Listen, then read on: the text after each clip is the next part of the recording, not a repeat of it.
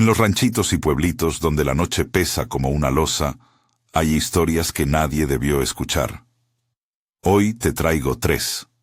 Historias que se escuchan en voz baja, en puertas entreabiertas, contadas con la mirada fija en el fuego. Relatos sobre lo que se oculta bajo la costumbre y la confianza. Relatos que, una vez oídos, no dejan de rondarte. Siéntate, sube el volumen y escucha con cuidado. Esto es, descubre relatos de ranchitos y pueblitos que nadie debió escuchar. La primera vez que la escuché, la contaron como se cuentan las cosas que hacen daño, con pausas largas y la cara al suelo. Me la relató don Jesús, ya viejo, con las manos ásperas de tanto arar y una cicatriz en la mejilla que parecía un mapa de tormentas. Vive en un poblado cercano a Juquila, en un valle donde el viento siempre huele a leña y a mar, y donde las casas todavía guardan el calor de las tardes en el adobe. No es broma, me dijo la primera noche, con la voz quebrada por la insistencia de no ser calumnioso. Nos vino un puerco, pero no era solo un puerco. Se acercaba a las casas como si fuera a ver a la gente. En ese rancho la gente se conoce desde antes de que las paredes se pintaran. Se reconocen por la forma de cruzarse por la plaza, por el saludo al entrar a la bodega, por la mirada que protege la puerta. Por eso, cuando aparecieron las primeras huellas grandes, profundas, como de casco pero con marcas extrañas, hubo confusión. Al principio alguien dijo, un cerdo salvaje se metió a la siembra. Luego otra voz, más preocupada, añadió, no nomás a la siembra. Lo vi rondar la casa de la señora Lucía y olfatear la puerta. Se quedó quieto como esperando algo. Las noches en el pueblo son largas. El tiempo parece estirarse entre el repicar de las campanas y el canto de las chicharras. Muchos de los que vivían allí recuerdan la sensación del primer mes con nitidez. El aire denso, como si algo hubiera alterado el ritmo normal de las cosas. Dijeron que el puerco no hacía ruido cuando caminaba sobre la tierra, que sus pasos eran apenas un suspiro. Las gallinas se ponían nerviosas y los perros no ladraban. Las mujeres, sobre todo, sintieron la presencia como una mirada que se filtraba por debajo de la puerta. Fue doña Luz, la señora que vendía tortillas en la esquina, quien lo vio por primera vez tan cerca que pudo escuchar el respirar. Tenía los ojos como si fueran de otra gente, contó luego, con la voz temblando todavía. Parecía un animal, pero cuando me miró con reconocimiento, como si supiera quién le iba a abrir. Desde entonces, las mujeres comenzaron a cerrar bien sus puertas, a juntar la ropa antes del anochecer y a vigilarse entre sí. Se hablaban en susurros sobre la costumbre de no dejar a las muchachas salir solas cuando la luna estaba baja, porque alguien, decían, escucha. En las noches en que el cielo estaba sin luna, los relatos crecían. Se oían gruñidos que no parecían cerdo, sino mezcla de voz humana y animal. Algunos juraban haber escuchado nombres. Otros decían que el puerco se detenía frente a las casas y olía el aire como buscando una respiración concreta. Fue en esas noches cuando Lucía empezó a tener miedo. Lucía era madre de 3. La mayor de la familia era una muchacha que ayudaba en la tienda. La menor dormía cerca del centro de la casa, con los pies cubiertos por una manta vieja que olía a copal. Lucía decía que el animal pasaba horas frente a la puerta y que ella lo veía al amanecer, con su sombra alargándose por el patio. La primera confrontación real ocurrió una madrugada en que la tormenta había roto. La luz de la casa de don Aurelio se apagó y alguien juró que ese ruido que retumba en la memoria, como un golpe seco en la madera, fue el sonido de la puerta cerrándose tras pasos que salieron corriendo. Don Martín, que vivía cerca del corral, levantó la tapia esa noche con una linterna y encontró huellas grandes que se perdían rumbo al monte. Eran huellas distintas. Las concavidades parecían ir de adentro hacia afuera, como si hubieran sido hechas por algo que no acabamos de nombrar. Y allí, en la tierra húmeda, había un rastro de pelos adheridos a una rama, como si alguien se hubiera rozado contra el matorral. El miedo hizo que la comunidad se juntara. No por gusto, sino por necesidad. Cuando lo cotidiano se quiebra, la gente busca sostén en la otra gente. Se hicieron guardias improvisadas, a medias entre la solidaridad y la superstición. Cada noche, un grupo de hombres y mujeres se quedaba en la plaza, con palos y faroles, esperando. Se turnaban para vigilar las callejuelas, para escuchar cualquier ruido extraño, para intercambiar noticias que nadie más podría confirmar. Don Jesús y don Aurelio, que eran hombres respetados y de palabra, tomaron la iniciativa de organizar rondas. No podíamos dejar que la gente viviera con la puerta abierta como si nada, me dijo don Aurelio, en el lento examinar de sus recuerdos. Porque hay cosas que no empiezan en lo oscuro, empiezan en la confianza. Fue en una de esas rondas que sucedió lo que nadie esperaba. Era un tramo de noche que dolía en el cuerpo, con la humedad pegada a la ropa y el cielo despejado. Un grupo de mujeres se había quedado en la casa de doña Luz, a conversar y hacer tortillas para el día siguiente. De repente, desde la calle, se escuchó un gruñido bajo, y luego un olor, pesado y extraño, que entró por las rendijas de la ventana. Las mujeres se quedaron calladas, abrieron la puerta con cuidado y vieron al animal parado en el portal, como un visitante que sabe que es bienvenido a medias. No hizo falta acostumbrarse. Una de las mujeres, la más joven, dejó caer el comal que sostenía en las manos. El puerco avanzó sin prisa, olfateó la sombra donde la niña había dejado su cobija y se detuvo. Entonces, se inclinó hacia la puerta y emitió un sonido que algunos describieron como un lamento. No era el chillido de un animal, tenía una cadencia humana, un raspado con aire que incomoda. Fue suficiente para que la noche se convirtiera en un nudo. Las mujeres cerraron la puerta de golpe. Nadie salió por 3 noches. La comunidad empezó a dividirse. Algunos pedían que se llamara a la policía.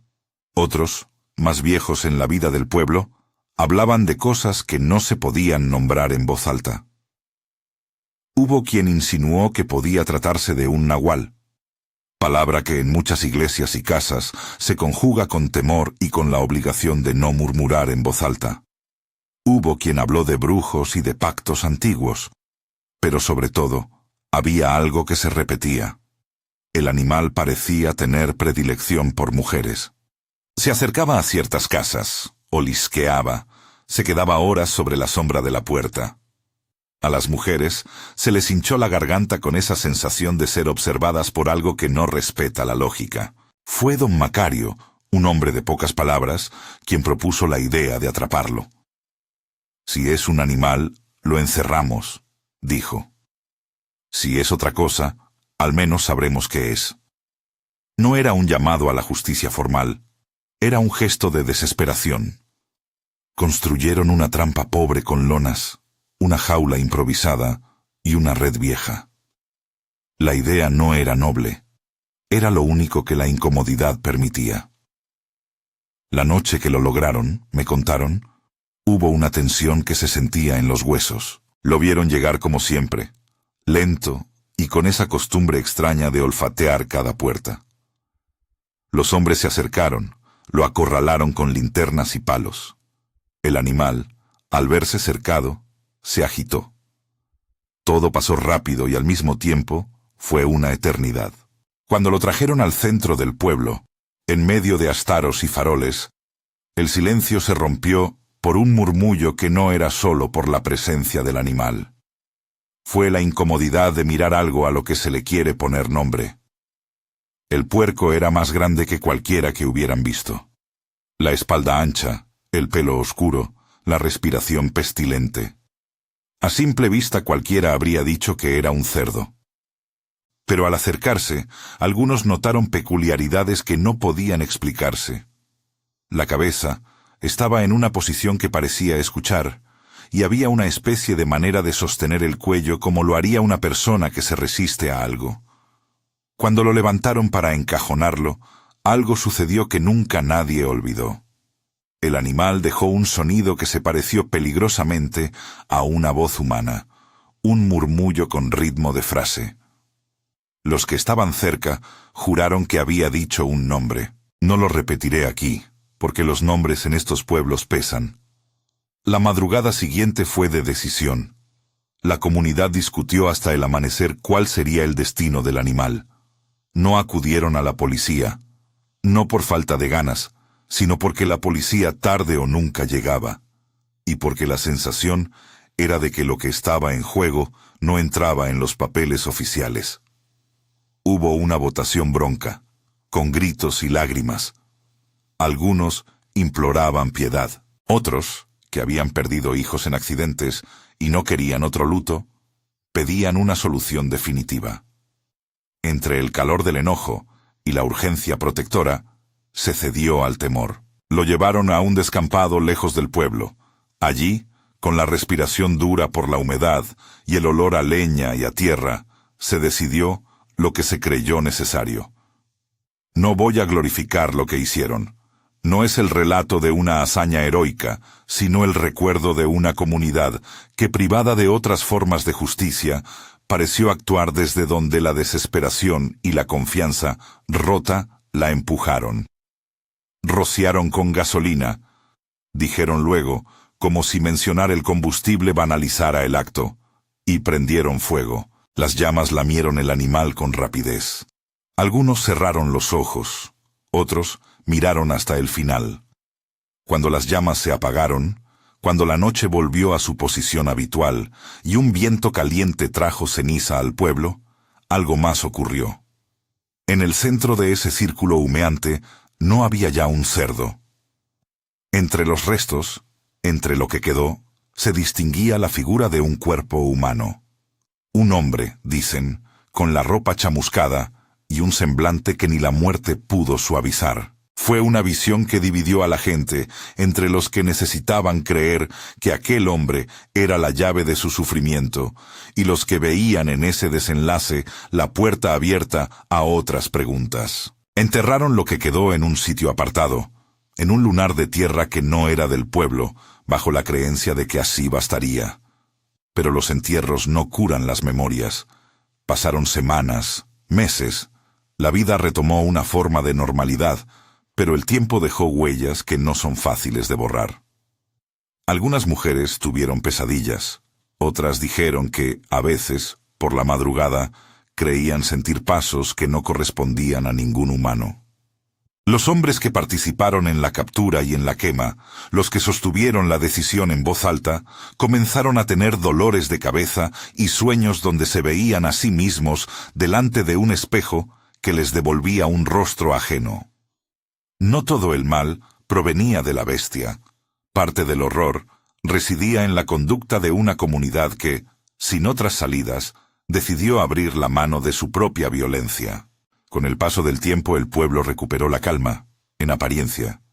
Las calles volvieron a llenarse de risas por las tardes y las tortillas se vendían con la misma rapidez. Pero quedó una marca. Una regla no escrita empezó a circular y a encajar en las conversaciones. Evitar caminar solos por el monte de noche, no acercarse a la tapia donde se habían visto las huellas, no dejar a las muchachas solas en la puerta cuando el cielo estaba bajo. Esa regla se transformó en costumbre, y la costumbre en advertencia que se transmitía a los hijos como si fuera un armisticio con lo desconocido. Y cada vez que un forastero preguntaba por qué no se subía al cerro al atardecer, los viejos respondían con una mirada que cerraba la historia en un asentimiento. Hay cosas que mejor así. Muchas personas en los ranchitos me hablaron de ese episodio como si narraran un accidente inevitable. Otros como si fuera un pecado que pidió su precio. Lo que se repitió en todas las voces fue el mismo sabor amargo, la certeza de que algo se había roto. No sé si aquello que llamaron Nahual era realmente una transformación mágica o el resultado de la mente alimentada por el miedo. No sé si el hombre que apareció entre las cenizas era culpable de lo que se le acusaba, o si fue, simplemente, el último eslabón de una cadena de desconfianzas. Lo único claro, según me contaron, fue el costo: vidas interiores fracturadas, la pérdida de una inocencia colectiva y la sensación de que el pueblo, aún en calma, nunca volvió a ser exactamente el mismo. A finales del mes en que aquello ocurrió, las mujeres empezaron a soñar lo mismo. Un animal que olía a humo y al cual no podían darle la espalda sin sentirse traicionadas por su propio instinto. Había, además, una otra señal que quedó. Uno de los perros del pueblo desapareció sin dejar rastro, y nadie volvió a verlo. Para los más supersticiosos fue comprobación. Para los escépticos, un accidente más. Y en el corrillo de la plaza, bajo las sombras de la tarde, se escuchaba a veces a alguien ubicar otra pieza del rompecabezas. Dicen que donde enterramos al hombre crecieron cosas negras, como manchas en la tierra. No crecen las flores ahí. Cuando me fui del pueblo, don Jesús me apretó la mano y me dijo con calma que no quisiera que yo repitiera aquello como simple chisme. Cuéntalo como quien entrega una verdad que no es definitiva, me dijo, porque hay hechos y hay interpretaciones. Mucha gente prefiere historias cerradas, aquí no las tenemos. Esa linealidad ambigua es la que llevo conmigo al poner esto en palabras. No para cerrar, sino para abrir preguntas, porque los ranchitos tienen formas de guardar secretos que no siempre dialogan con las certezas de afuera. Días después, volví a la ciudad donde guardo estas notas. Mientras organizaba las grabaciones, comprendí que no era la única comunidad con historias así. En todas partes, cuando la ley falla o cuando la comprensión humana colapsa frente a lo inesperado, los pueblos construyen sus propias soluciones. Unos responden con oración, otros con castigos, algunos con silencio. La historia del puerco de Juquila se convirtió en advertencia. La voz de quienes la vivieron quedó marcada por la mezcla de orgullo por haber protegido a su gente y vergüenza por no haber podido hacerlo de otra manera. Hay un punto que quiero subrayar antes de seguir. Estas narraciones no buscan justificar ni bendecir la violencia. Las decisiones tomadas en la oscuridad del miedo dejan heridas que duran. Esa es la lección que el valle me dejó. El terror no solo viene del supuesto engendro, viene también de las manos que creen cuidar y terminan lastimando. Si esta historia te está agarrando, si sientes esa misma tensión de madera crujiente y respiraciones contenidas, te invito a suscribirte al canal para que no te pierdas los demás relatos que nadie debió escuchar. Ahora sigue conmigo. Aún hay más por conocer. Desde Veracruz me llegó otra voz, rota pero firme, dispuesta a contar lo que le sucedió cuando una mujer de confianza se volvió el epicentro de una pérdida que ningún juez pudo reparar. La segunda historia me la contó Consuelo. Su voz tenía la textura de las casas de madera, algo que suena familiar, y al mismo tiempo guarda astillas. Vive en un lugar donde el río hace de frontera y donde las lluvias pintan de verde los cerros. Su familia fue creciendo de a poco. La casa siempre estuvo llena de ruido, de bebés y de visitas. Inés llegó como casi todas las ayudas que hacen la vida posible. Una vecina que venía a lavar y ayudar con las tareas y que poco a poco se convirtió en parte del pulso doméstico. Era como si hubiera siempre alguien más en la casa, recordó Consuelo. Al principio pensamos que era buena gente, parecía tener manos que arreglaban las cosas. No voy a trazar la figura de Inés como villana desde el principio. Las acusaciones llegaron como hojas después de un viento. Primero una sospecha, luego un rumor, y finalmente una certeza que nadie pudo comprobar del todo. Los primeros signos fueron sutiles. La ropa de la bebé, que hasta entonces olía a jabón casero, comenzó a tener un olor raro, como a humo o a resina. Consuelo lo describió como algo que no tenía nombre pero que te cala. En la cocina encontraron objetos fuera de lugar y curvas mínimas en la manta donde la pequeña solía dormir. Inés, cuando se le habló, tenía una risa cortante y se defendía con frases que no disipaban la inquietud. No sé qué dijeron, yo solo quería ayudar. En los pueblos, las relaciones se tejen igual que los hilos de un sarape. Si uno se rompe, el patrón entero se altera. Desde el día en que Inés empezó a aparecer con flores en la falda y con una mirada que parecía mirar más allá de las paredes, la hija de Consuelo, una criatura recién nacida, empezó a quedarse inquieta. La noche en que la bebé desapareció, la casa estaba en calma hasta que alguien notó que el llanto que hasta entonces llenaba la madrugada había cesado. Consuelo se despertó y fue a la cuna. La cuna estaba vacía. No hay sonido más abrupto que el silencio donde debería haber llanto. Fue un instante de vértigo. Puertas abiertas, ventanas entreabiertas, vecinos golpeando puertas en bata. Se organizó la búsqueda con la celeridad de quien no quiere pensar en lo peor, pero el peor pensamiento estaba ya plantado en los ojos de la madre. Buscaron en acequias, en potreros, en las casas de los vecinos. Hablaron con gente que tomaba café a altas horas. Llamaron a la policía, y la policía vino con rostros de rutina y con la solemnidad de quien registra hechos, pero no entiende del todo la pena que estos hechos dejan. Encontraron huellas, nada claro. Encontraron una mantita arrugada, cubierta de hojas, a la orilla del camino que conduce al río. Encontraron rastros de una veladora consumida en un lugar apartado, y la sensación de que alguien había pasado por allí recientemente. La sospecha, inevitablemente, recayó sobre Inés. Fue la que había dormido más cerca de la cuna, la que conocía las rutinas y los horarios. Se la interrogó en la plaza, en la iglesia, en la comisaría. Sus respuestas eran confusas. Negaba con firmeza, y luego soltaba frases que más que aclarar, enredaban. Algunos vecinos dijeron que la habían visto llegar al atardecer sola, con la falda manchada de tierra. Otros dijeron que la habían visto llorar. Pero las lágrimas no siempre son prueba. La familia, destrozada, empezó a oír la verdad en fragmentos.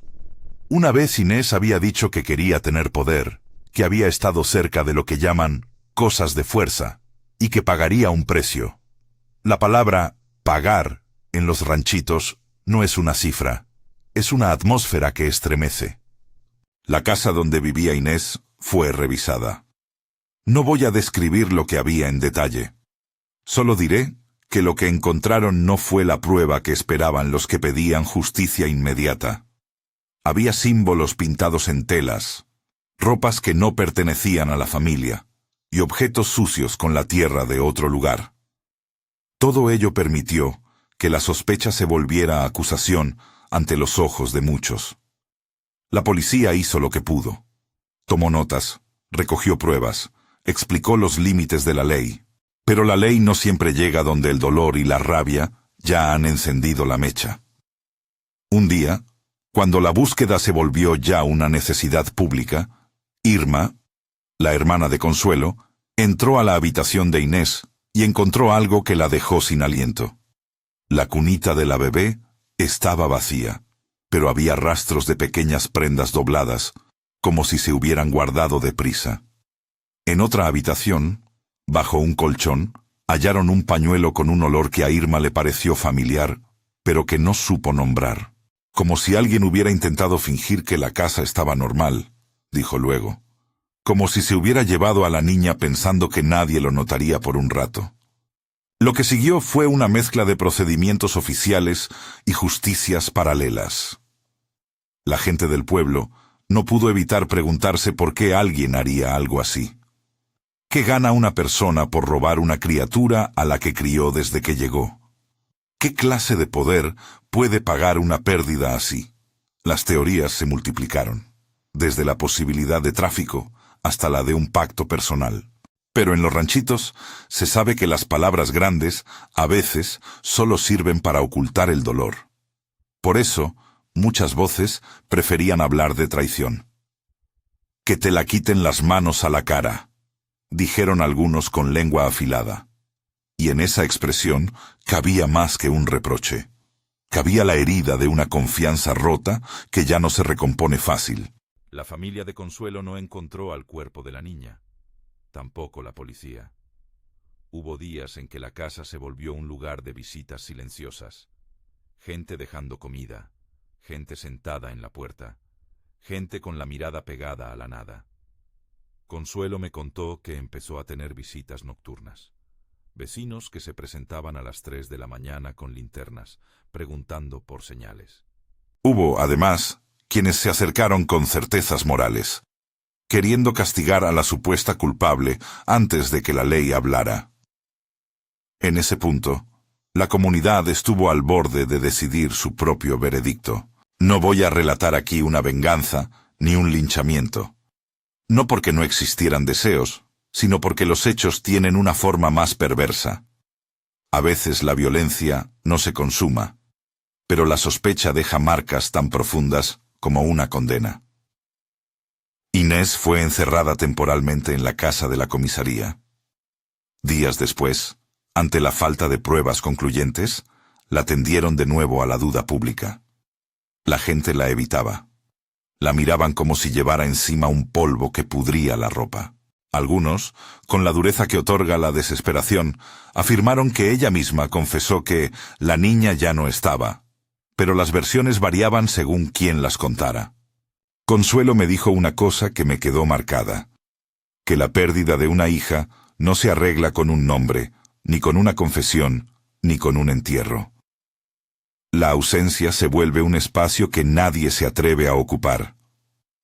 A veces pienso que el pueblo se quedó esperando algo que no llegó, me dijo. Se quedó con esa rabia que te aprieta por dentro, y con la sensación de que, si alguien habló de un intercambio por poder, nadie puede comprobarlo ni desmentirlo. Entonces la conversación continúa, y se vuelve una marca. En estos relatos, la verdad se parece a un espejo partido. Muchas piezas, bordes filosos, reflejos que no coinciden. La historia de Consuelo nos deja con una puerta abierta. Inés se fue de la vista pública, y la niña no apareció. La incertidumbre se transformó en rumor pegado a las paredes del pueblo. La familia de Consuelo quedó con la costumbre de hablar en voz baja, de esconder su mirada, y los vecinos, que antes la saludaban con un gesto, comenzaron a poner distancia como quien no quiere enredarse en un clavo ardiendo. Aquí me detengo en la narración de Consuelo para señalar algo esencial. En los ranchitos, los lazos familiares no solo sostienen, también exponen. El que llega como ayuda puede convertirse en amenaza. El que nos mira con ojos amables puede cargar intenciones que no podemos prever.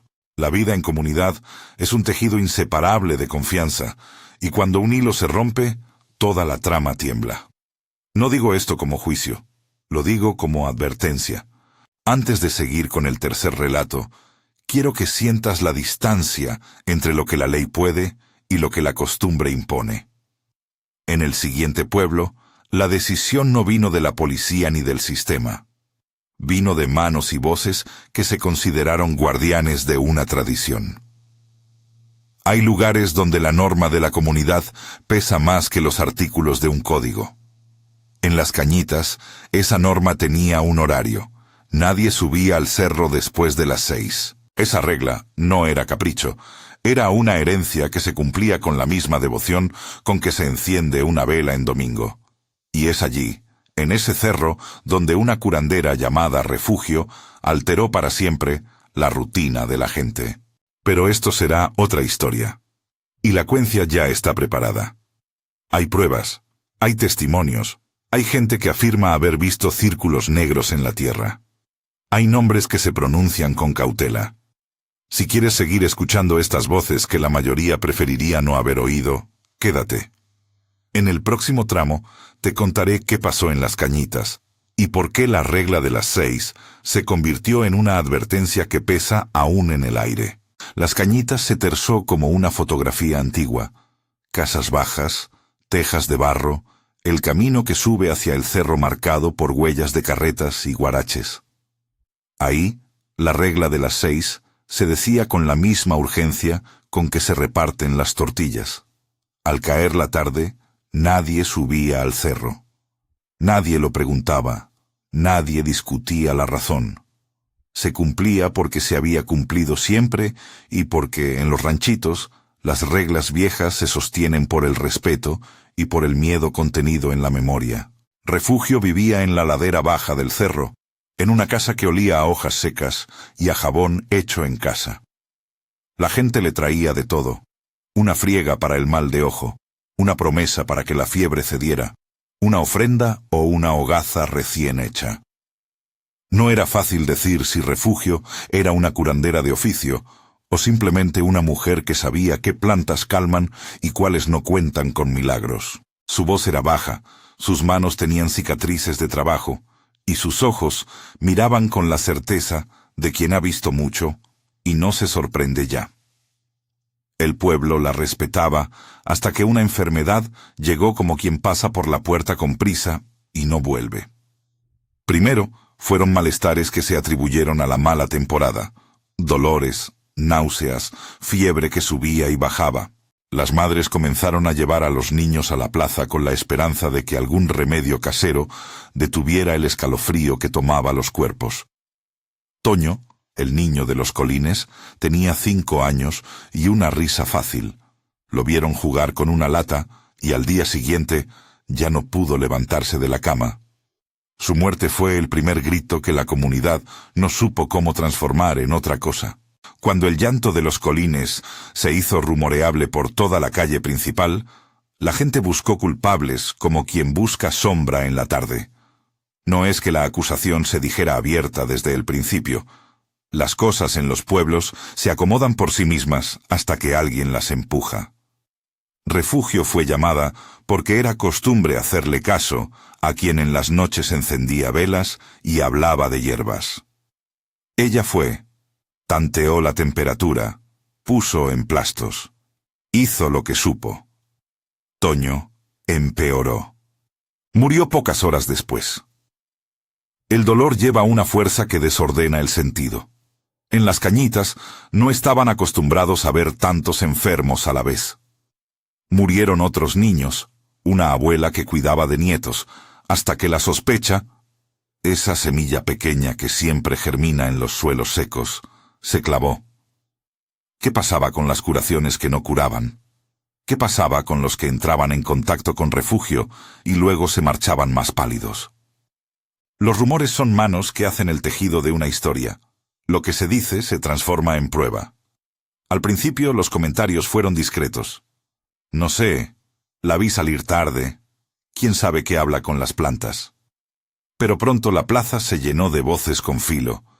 Trae mala suerte, dijo uno. Trae cosas que no comprendo, dijo otro.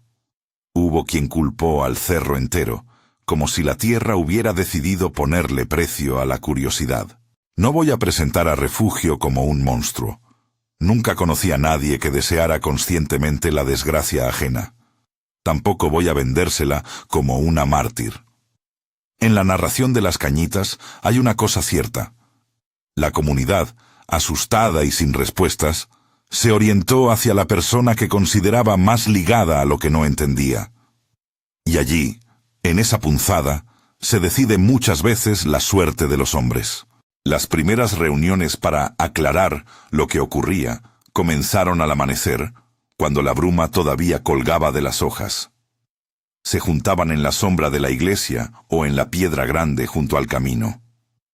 Hablaban con voces que trataban de ser mesuradas, pero que, por dentro, bullían.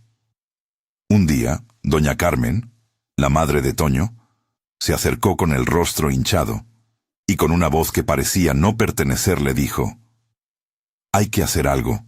No podemos seguir enterrando niños sin que haya respuesta». Su dolor era la chispa que necesitaba la rabia.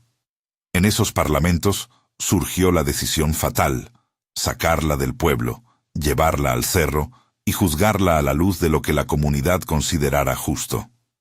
No era un juicio legal. Era un veredicto grabado con la urgencia de quienes sienten que el tiempo y la muerte les exigen acciones inmediatas.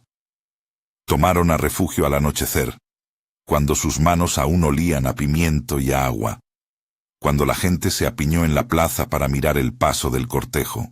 La llevaron caminando, con voces que a veces eran rezos y otras insultos. Refugio caminó en silencio, no hizo un espectáculo de su miedo. Lo que siguió esa noche tiene la dureza de las cosas que no deberían relatarse en primera persona sin una distancia sensible a la vergüenza. El pueblo se dividió entre los que participaron activamente y los que aceptaron con la mirada hacia abajo. No se trató de una multitud uniforme.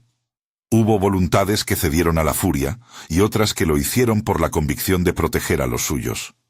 Nadie pudo, después, asegurar con certeza cómo se dio cada empujón, qué voz sugirió qué palabra, qué mano atizó la leña. Lo único claro fue el fuego y la alineación de cuerpos que contenía la decisión. Refugio habló al borde de las llamas. Su palabra no fue un conjuro claro, ni una confesión que aclarara los hechos. Dijo nombres, habló de gente que la visitó, pronunció frases que algunos entendieron como augurios y otros como lamentos de una mujer que se hallaba cercada por la injusticia. No voy a reproducir esas palabras. Algunas de ellas las contaron con reverencia, otras con un temblor que parecía amenaza. Sí diré que su voz tuvo el efecto de abrir una fisura. Mientras unos sentían que el acto estaba consumando una justicia, otros vieron en sus frases algo que después no se pudo ya ignorar. Cuando las llamas se apagaron, algo quedó en la tierra más allá de la ceniza. No fue solo el rastro de un acto violento, fue un rastro que la gente describió con palabras que tratan de nombrar lo que no es nombre. Aparecieron manchas, círculos que no respondían a la lógica del suelo. Eran como anillos en la tierra, zonas donde la hierba no crecía y donde, según varios, la tierra parecía sellada. Los niños dijeron que olía distinto. Algunos adultos afirmaron que la noche se había hecho más fría cerca de esos puntos. Las primeras semanas después de la quema fueron de una calma que llevaba la tensión de algo a punto de reactivarse. La epidemia cedió, pero la calma no trajo paz. Si algo aprendí de hablar con la gente de las Cañitas, es que cuando una comunidad decide tomar la justicia por sus manos, a veces obtiene algo, una sensación de haber actuado, y a cambio paga un impuesto que no mide con moneda. Ese impuesto fue la memoria de haber incendiado a una vecina. Con los meses, comenzaron a pasar cosas que la razón del pueblo se encargó de narrar de muchas maneras. Don Cirilo, que había empujado para que se hiciera algo con Refugio, dejó de aparecer en la tienda. David, el que había llevado leña esa noche, dejó de responder. Gente que había participado en la quema empezó a enfermar con síntomas extraños. Pesadillas que los hacían despertarse gritando, sudores que no se explicaban, olores al humo que no iban con la realidad del día. Algunos desaparecieron del todo. Las versiones se multiplicaron. Unos decían que se habían ido por vergüenza, otros que los había reclamado algo que no se ve. Yo escuché a una vecina decir, con voz baja, que el cerro había cobrado lo suyo. No puedo afirmar que la desaparición de esos hombres sea una prueba de nada sobrenatural. Mi deber como narrador es relatar lo que se me contó. Nombres, noches sin retorno, camas vacías y el rumor persistente de que las ausencias tenían que ver con aquella noche. De nuevo hubo discusiones. Los más jóvenes calificaban los hechos como coincidencias. Los viejos hablaban de equilibrio roto. Pero una cosa era evidente. La quema dejó una impronta que la gente no supo borrar con discursos racionales. Los círculos negros comenzaron a aparecer en otros lugares. No eran muchas las veces, pero las suficientes como para que la historia adquiriera un tono mítico. Algunos ranchos amanecían con manchas en el patio, con la tierra apretada como si un peso invisible hubiera sido puesto sobre ella. Las vacas no querían pastar allí. Los perros se quedaban inmóviles frente a ellos. Uno de los testigos dijo que vio, desde la ventana, a una mujer mayor que se detuvo, se quitó el sombrero y dijo una oración que nadie había oído antes. Fue un gesto que la comunidad no terminó de interpretar. Respeto, arrepentimiento o miedo. Con el paso de los años, la regla de las 6 comenzó a escucharse con más fuerza. Nadie subía al cerro al atardecer. Los niños crecieron sabiendo que había una frontera que no debían cruzar.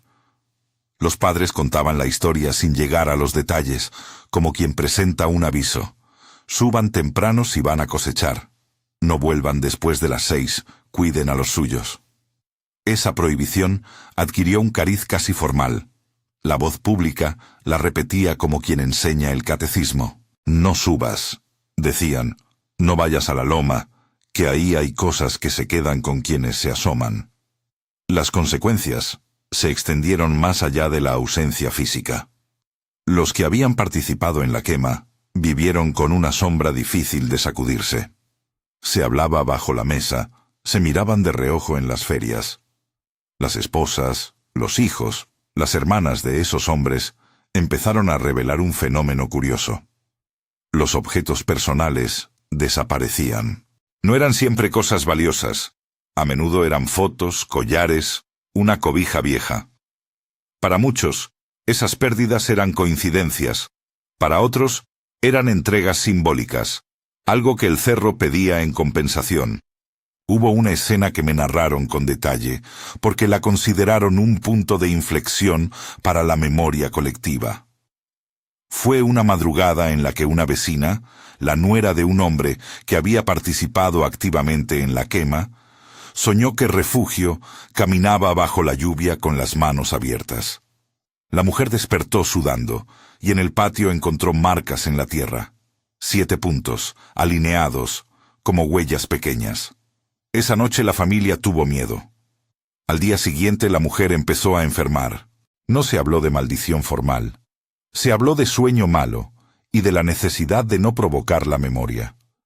Sin embargo, la historia circuló y fue incorporándose al relato oficial del pueblo. La quema llamó a algo que no obedecía a la lógica.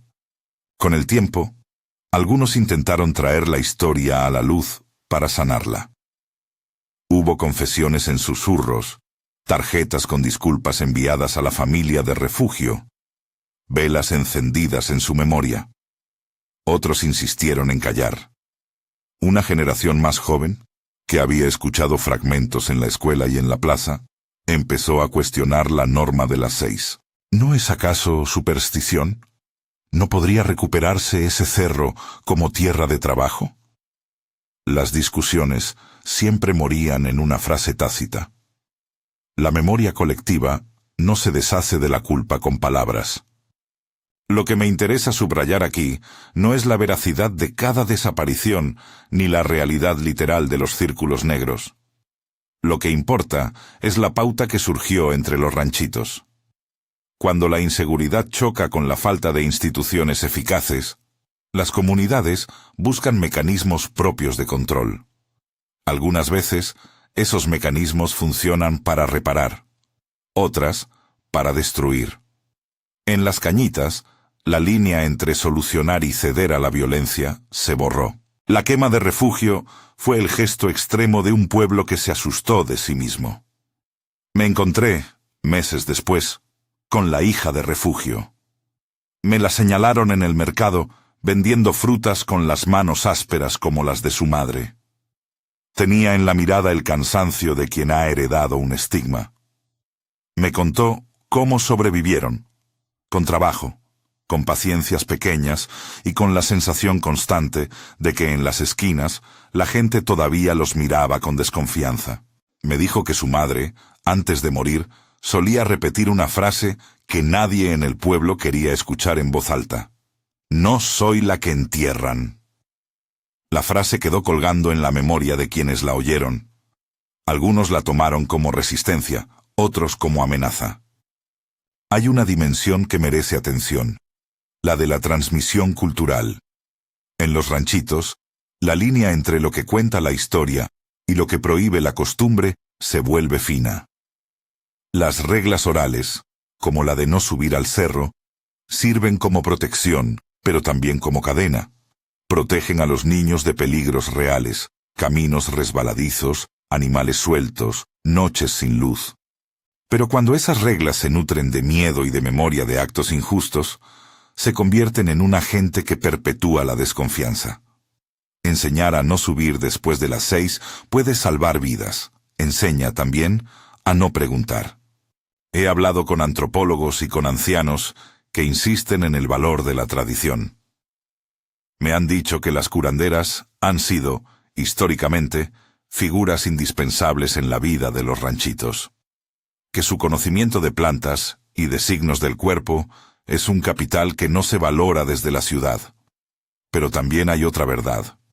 Cuando la tradición queda sin transparencia, cuando no existen espacios de diálogo y de rendición de cuentas, la sospecha encuentra terreno fértil. En Las Cañitas esa mezcla explotó en forma de tragedia y de cicatriz colectiva. Si revisamos los 3 relatos que te he contado, el puerco que no era puerco, la desaparición de la bebé y la quema de refugio, aparece un patrón que no es fácil de esquivar. En cada caso, lo cotidiano es invadido por algo que se reclama como inexplicable. La comunidad, herida y sin alternativa, responde buscando culpables. La respuesta es a veces violenta. Las consecuencias persisten. Ausencias, sueños rotos, reglas que no se discuten. La dimensión sobrenatural, en estas historias, ocupa un lugar secundario frente a la conjunción de miedo y decisión humana. Lo que aterra no es solamente lo que no podemos nombrar, es la manera en que los hombres responden a lo que no entienden. Cuando regresé al valle para conversar con más gente, encontré que la palabra «nadie debió escuchar» tenía un peso íntimo.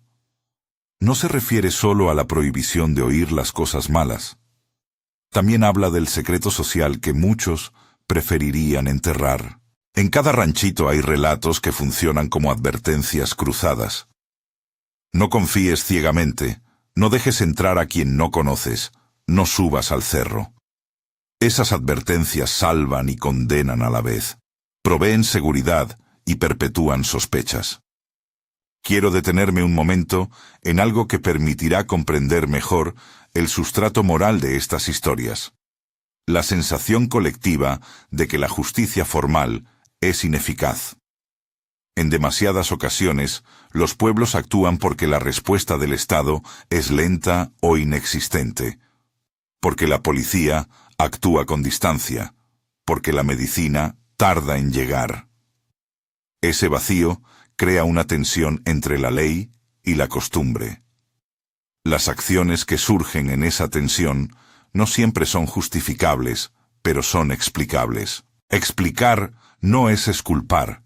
Explicar es comprender las condiciones que empujan a la comunidad a hacer lo que hace. No puedo, por eso, cerrar sin dejar constancia de la ambigüedad que rodea estos relatos. Ninguno que los contó me pidió que tomara partido definitivo. Don Jesús me repitió que hay verdades múltiples y que, a veces, la única forma de vivir con esos hechos es aceptarlos como relatos incompletos. Hay cosas que nadie puede decir del todo, me dijo, porque el decir las mata o las vuelve más feas. Esa expresión, el miedo de que la palabra empeore la herida, atravesó muchas de las conversaciones que sostuve. La última vez que pasé por Las Cañitas, subí al cerro al atardecer. No subí después de las 6. La regla pesa. Desde la loma se ve el pueblo como un conjunto de luces que empiezan a encenderse una por una. Pensé en refugio, en las mujeres que cerraban la puerta cuando llamaba el puerco, en Consuelo que aún recoge a la niña en sus sueños. La vista devolvía la sensación de que cada ranchito es un guardián de memorias. Hay historias que circulan por las calles como el hollín, se juntan en las esquinas y tiñen las paredes. Antes de despedirme, quiero que te lleves algo que no es moralizante, sino una inquietud que los relatos provocan. La responsabilidad de escuchar con cuidado. Hay voces que piden justicia y voces que piden castigo. Son voces humanas, con sus razones y sus cegueras. Escuchar no significa aceptar todo a pie juntillas. Significa reconocer la complejidad. Algunas historias se cuentan para advertir, otras para denunciar y otras para invitar a la prudencia. Si después de oír estas historias sientes que conoces a alguien con un relato parecido o que en tu familia hay secretos que pesan, Escribe en los comentarios. Comparte este video si crees que estas voces deben permanecer vivas. Que estos relatos no se pierdan en el olvido, ni se conviertan en simples chismes. Las comunidades necesitan memoria, pero también necesitan crítica y acompañamiento. Si este episodio te dejó inquieto, compártelo con alguien que pueda escucharlo. Al cerrar, vuelvo a la promesa del principio. Te traje relatos de ranchitos y pueblitos que nadie debió escuchar. Los traigo sin sentencia, con respeto por los vivos y por los muertos, con cuidado por las palabras que nombran lo indecible. Y te dejo con una frase que me dijeron en la última plaza. Hay secretos que solo los ranchitos guardan. Los que los escuchan, a veces, ya no pueden olvidarlos. Si te quedaste hasta aquí, gracias por escuchar.